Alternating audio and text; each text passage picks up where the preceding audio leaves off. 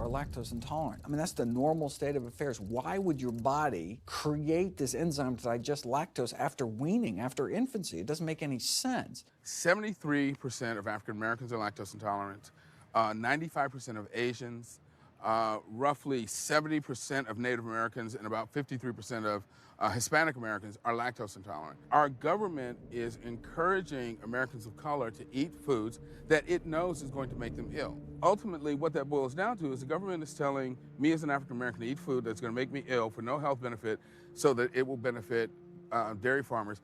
And that's a form of institutionalized racism. Yeah, milk is a risky food for human consumption. As a pediatrician, I see on a daily basis children suffering from conditions that are linked or associated to dairy consumption, such as eczema, acne, constipation, acid reflux, iron deficiency, anemia. Cow's milk protein is the most allergenic food. People say, well, no, I want hormone-free, not injected with bovine growth hormone. But milk is this hormonal fluid, so it's just packed with sex hormones and natural sex steroid hormones like estrogen, progesterone. In fact, doesn't matter if it's conventional milk, doesn't matter if it's organic milk. Milk without hormones, that's an oxymoron. Organic dairy has just as much saturated fat and cholesterol and galactose and all the things that you don't want as conventional dairy. Dairy products in general have a lot of other products associated with it, not the least of which is pus. I mean, they actually have laws limiting how much pus you can actually have in a milk and still sell it. I believe it's like 750,000 pus cells per cc. Because, I mean, you wouldn't want too much pus, and it would be like pure pus. People might object. In fact, you could think of cheese as kind of coagulated cow pus, if you would. But I was always told that we need milk for strong bones. I'm Jane Chapman, and not too long ago, finally got some x-rays of the hips and back. Severe bilateral osteoarthritis of the hips. And actually, I'm scheduled for 2 hip replacements. That's bone on bone. It's the grinding of the joints. My stability is scary. I hold on to the walls if I'm at home. I've been told to use a walker. I'm only 61. This is not how you're supposed to live when you're this old. I have a really hard time believing that that's all that's left. Researchers have studied bone development in kids and whether they get stress fractures and that kind of thing. And the kids who drink the most milk have zero protection. Milk does not build strong bones. Harvard researchers have looked at a large group of older women. Over an 18-year period, the milk drinkers had zero protection from fractures. So this old notion that somehow milk is going to build strong bones or protect your bones later in life, it's a myth. People that drink milk have higher rates of hip fractures, have more cancer, and live shorter lives. It turns out that countries with the highest dairy consumption also have the highest rates of osteoporosis, so clearly drinking more milk doesn't protect your bones. Doing more research, I found that dairy was linked to many different types of cancer as well. Just like many of us, I thought that the majority of cancer was due to genes, but only 5 to 10% of cancer is actually genetic. Any cancer is caused by a DNA mutation, but that's not enough. So that can cause that first cancer cell, but 1 cancer cell never killed anyone. 2 cancer cells never killed anyone. But 1 billion cancer cells, now we're running into problems. So we need to reduce the growth factors in our body, like IGF-1. Insulin-like growth factor 1 is this cancer-promoting growth hormone involved in every stage of cancer cell growth and spread and metastases. Any animal protein boosts the level of IGF-1. Dairy products increases your risk for various forms of cancer, especially those related to your hormones. So breast cancer, prostate cancer, ovarian cancer. So this is not a product, even in its most pure state, you want to be consuming because it does come with risk. I found out that dairy can increase a man's chance of getting prostate cancer by 34%. And for women who've had breast cancer, just 1 serving of whole dairy a day can increase their chance of dying from the disease 49%, and dying from anything 64%. Why weren't breast cancer sites like Susan G. Komen warning everyone about this?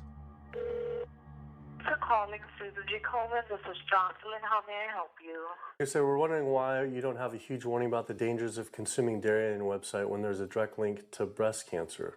There was a study published in the Journal of the National Cancer Institute that found out women consuming dairy who has had breast cancer increases their risk of dying of breast cancer 49%. I was wondering why it's not on your website. We cannot answer these types of questions. Once again, another health organization rep saying someone else would have to answer my question. Rather than risk being stood up again, I went straight to the local Susan G. Komen chapter to see if they would answer my questions.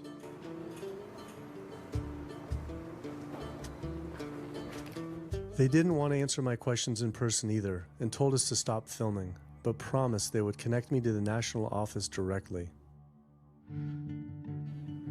Susan G. Komen's Pink Ribbon campaign had done a lot to raise awareness for breast cancer, although it was confusing to see pink ribbons on dairy yogurt containers. Breast cancer can be prevented with a healthy diet and lifestyle, but we're not. We're talking about pink ribbons and putting all the money into research for the cure. I, for one, know that I would want my daughter, my mother, me, I want to focus on not getting to that point, and that's where I would like to see more energy and effort put. I had been a hardcore cheeseaholic virtually my entire life, despite the risks, but like so many others, I seem to have been addicted to it. It turns out that the casein protein, that's the main protein in dairy products, and particularly in cheese, it breaks apart in the human digestion to create what are called casomorphins, casein-derived morphine-like compounds that go to the brain, and they attach to the very same receptor that heroin attaches to. Don't get me wrong.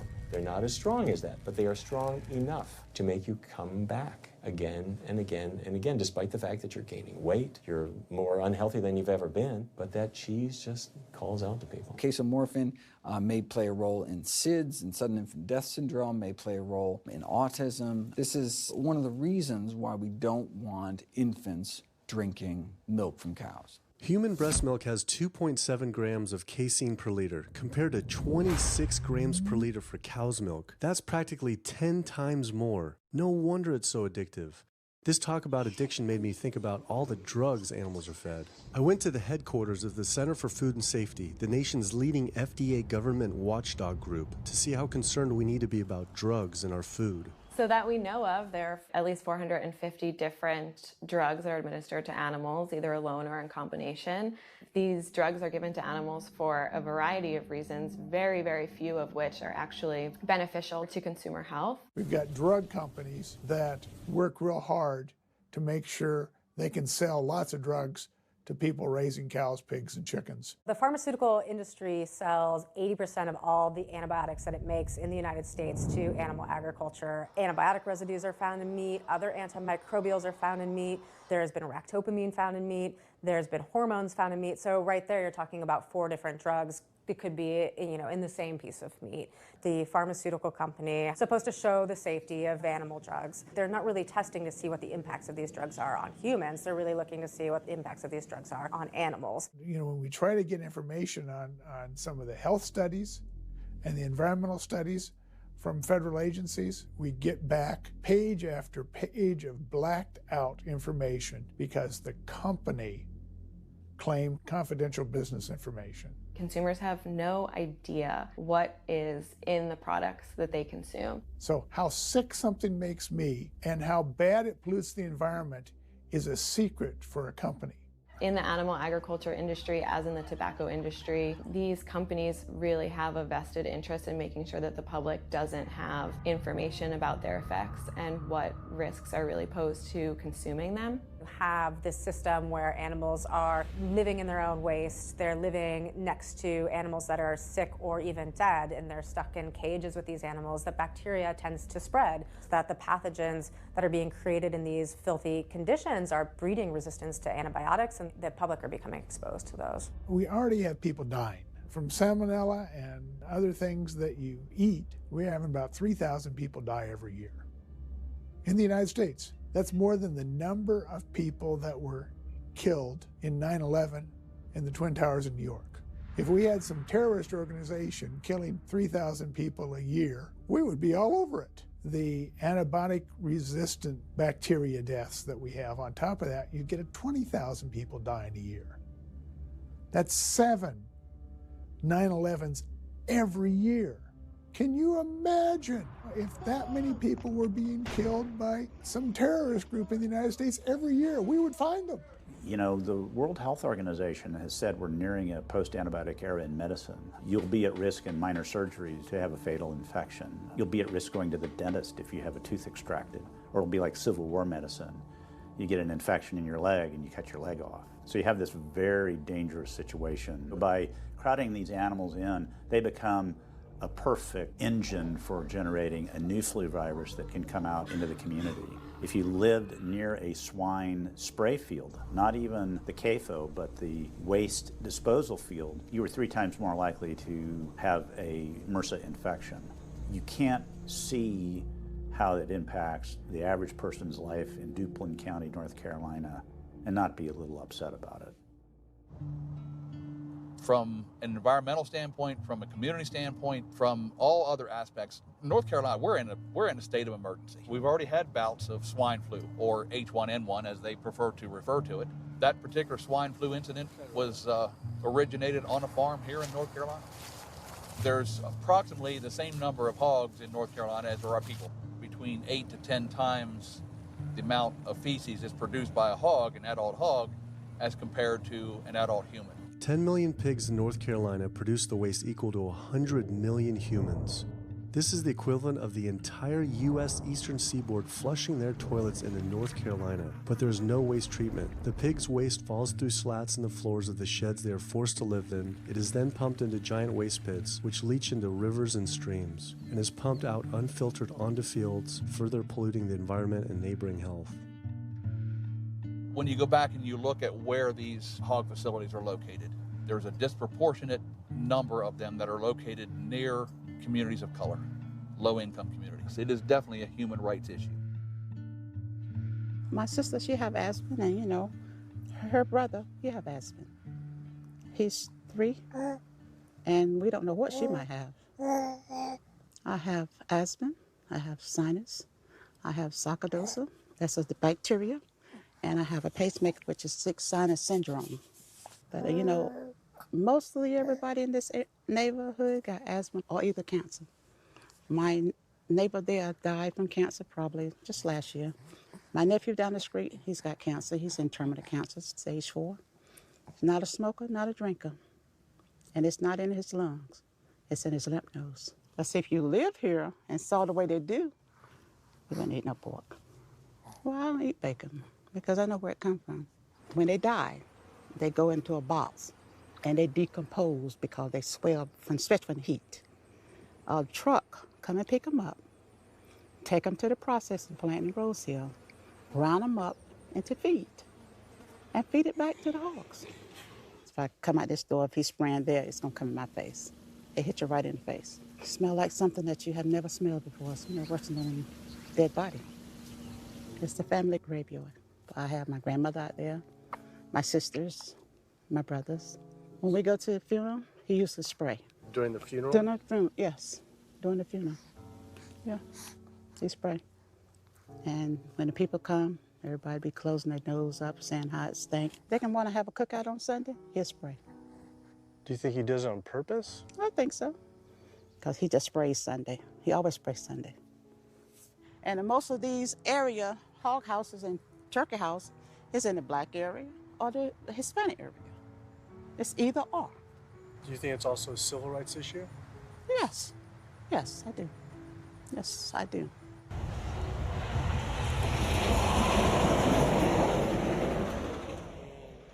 There have been times in the past that I have gotten ready on the Sunday, gotten ready to go to church and come out, and the smell was so strong that I had to go back and regroup because it got in my clothes and I just couldn't go to church smelling like hogs, you know. I just couldn't do it. So I don't think the government cares.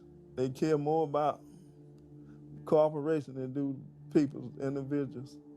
And they're going to keep on, they're going to put more chickens in this state. This is the feast season. You're in capital of the world right here in North Carolina. My state. Look, there's a blue line stream right here come into my property almost, and the Contentney Creek right here. I've seen that blue line stream now filled with feces and urine from that hog pen, and they can say, well, we feed the world. They're not interested in feeding the world. They're interested in making money. You take the money away from them, they'll let the folks starve. Because if you want to feed the world, you can feed the world with more corn, using corn and wheat and stuff like that, and you can meat. Meat is a luxury item. When we're doing things that hurt other people, we're wrong. But a lot of good people will sit there and eat bacon knowing that it's causing someone else to be very unhappy. I woke up the next morning to find the Burden River had experienced another massive fish kill from the pollution running off hog farms. Tens of thousands of fish were washing up on shore. All this talk about health, I realized that I was only focused on personal health. But health started to mean so much more to me. It was about health of my family and our communities. I couldn't under good conscience support an industry that I knew was harming others.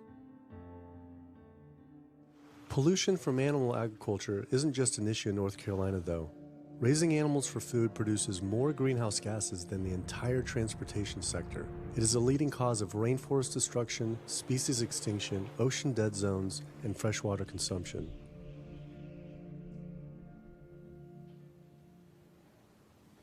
American Diabetes Association actually finally got back, and they agreed to an interview. Preparing for their American Diabetes Association interview, I took a look at their diabetes diet and meal plan recommendations, and they were loaded with foods associated with causing diabetes. How could they expect people not to get diabetes if this was the food they were recommending? And then I saw multiple peer-reviewed studies published on the National Institute of Health website showing that a low-fat, plant-based diet was more than twice as powerful at controlling and even reversing diabetes than the ADA recommended diet that included meat and dairy. Well, the mission of the American Diabetes Association is to identify a prevention and a cure for diabetes, but in the meantime, to improve the lives of all people who are affected by diabetes. And what's the best way to prevent this? For type 2 diabetes, it's unclear. We can't prevent type 2 diabetes in everybody. When we're doing the research, we came across a lot of studies that said that you actually could potentially cure or reverse diabetes with a purely plant-based diet. I don't believe there's sufficient evidence to demonstrate that. How does it compare to the ADA diet that you recommend? We don't recommend a specific diet. We recommend healthy eating. The one that's on the website. We recommend healthy eating. Do you have a whole list of exact day-to-day, the meal plan, the whole meal plan? All they are selections of foods to consider. We do not have a diabetes diet. But with that selections, that you consider that plan compared to a plant-based plan? No one's done that study. We found actually some studies that a 74-week study found that low-fat vegan diet versus the ADA plan in type 2. I think we're done here. I'm not gonna get into an argument about. Oh no, I was just wondering the studies of if this is true or if it shows that. Or Any diet works. Any diet works if people follow it. But if it's a diet that's not the proper diet, like if anyone follows a diet that they eat I can't tell you what a proper diet is. I can tell you what an improper diet is. So then we can talk about the good diets. I'm not sure why. I'm not going to get into that. Into diet? No. Why If that's where you want to go with this, I'm sorry, I'm not the person that you should be talking to. And why is that though? If that's what you want to get into, I'm not the person you need to be talking to. Who do we talk to about diet? You can talk to anybody you want. But that's interesting though. Why not recommend a diet? Because the data don't exist to support it. But if we see data that we looked up that supports it with, like, the NIH, in Europe, the European Association of Studies. We're done. I'm sorry. I'm not going to get into that argument with you. No, it's not an argument. I'm not going to get into the argument. Why is it an argument? It's just talking about in European study of diabetes and other places that have studies. Why? There are lots of studies. Why is it even an argument? There are lots of studies in the literature, many of which have never been replicated or, frankly, are wrong. That's why we do peer review, okay? The European Association of Study of Diabetes has been peer-reviewed? Or I don't know what study you're referring to, and in the absence of being able to see that study, I'm not going to comment. I could show it to you. I'm sorry, I don't have the time for that. I just don't understand why it's an argument, though. Okay.